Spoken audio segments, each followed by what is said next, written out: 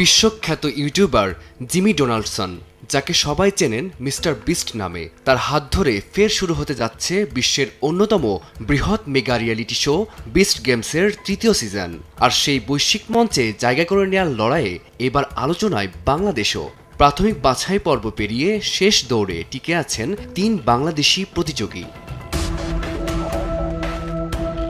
Beast গেমসে প্রাথমিক বাছাইয়ে টিকে থাকা ৩ বাংলাদেশের মধ্যে রয়েছেন ঢাকা বিশ্ববিদ্যালয়ের ফিনান্স বিভাগের শিক্ষার্থী কাজী মোবারক হোসেন, বিভাগীয় ভলিবল খেলোয়াড় ও আন্তর্জাতিক বায়োলজি অলিম্পিয়াডে ব্রোঞ্জ জয়ী হামিম রহমান এবং কাতার বিশ্ববিদ্যালয়ের গবেষক রাজশাহীর মেয়ে মানসুরা নাজনীন।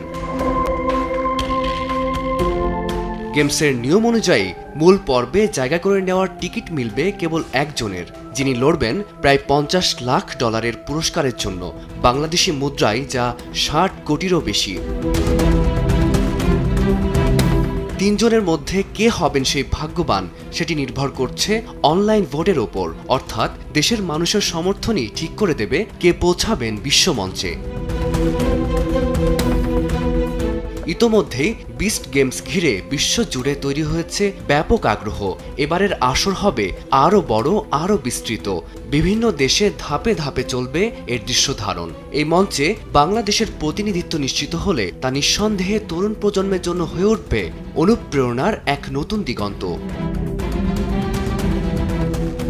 এখন অপেক্ষা দেশবাসীর ভোটে কে হচ্ছেন সেই ভাগ্যবান প্রতিনিধি, যিনি বিশ্বমঞ্চে নিয়ে যাবেন বাংলাদেশের পতাকা।